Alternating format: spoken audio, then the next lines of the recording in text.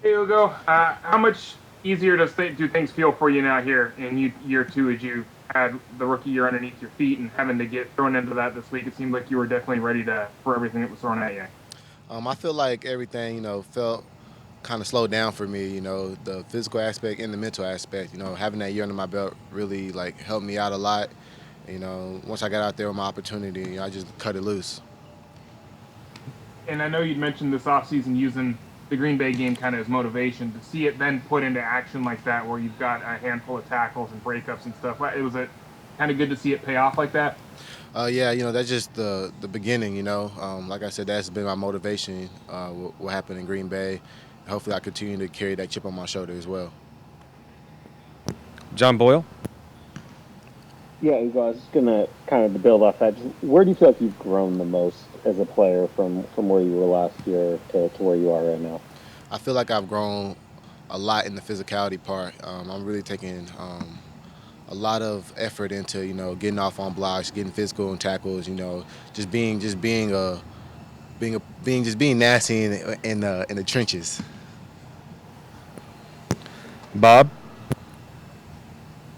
Yeah, Ugo, I guess what was your reaction, Sunday when you see Marquise go down and you sort of know that you're going to have to be the guy in that game and maybe for the rest of the season? Seeing my brother Marquise go down, I was really terrified. I was like, man, hopefully it was like nothing serious. And then I seen how like they had to like help him off the field. I was like, man, this isn't looking too good. But at halftime, I told him, Marquis, like, hey, we're gonna win this game for you, man. And I just went out there. When my name was called, like I said, I answered. Greg Bell. Ugo, what's the mental challenge of having a job, then they move a guy from a different position into your job, and then a couple weeks later you're right back in it, have to be ready and right back in it again? I'm just always a patient person. Always, just always paying attention at all times because, like you said, you never know when your name's gonna be called.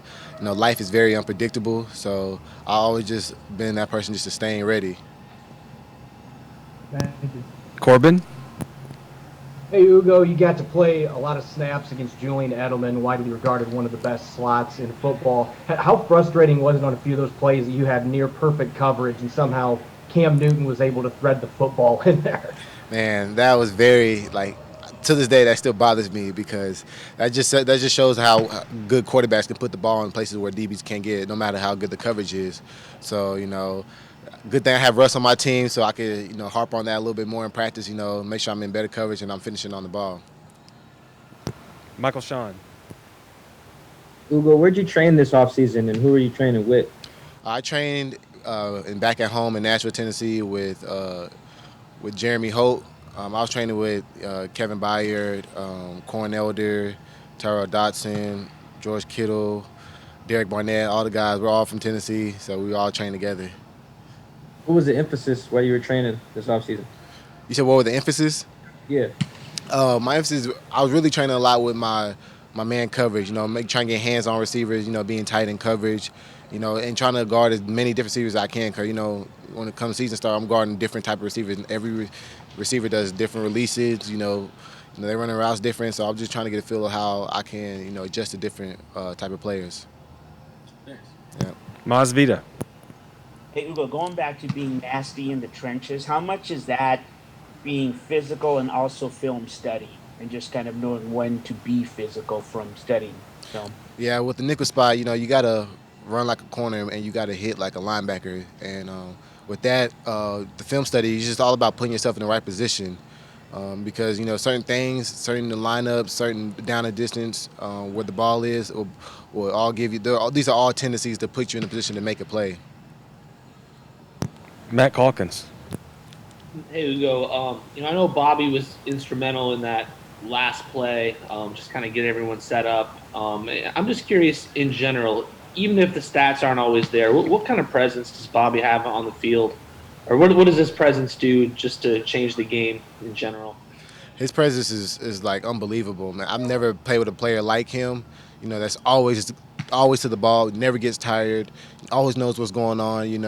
He's just a true leader, and he affects the game whether he's either on the top of the leaderboard tacklers or not. Like he's always affecting the game every single time, and he's just a very consistent player for years.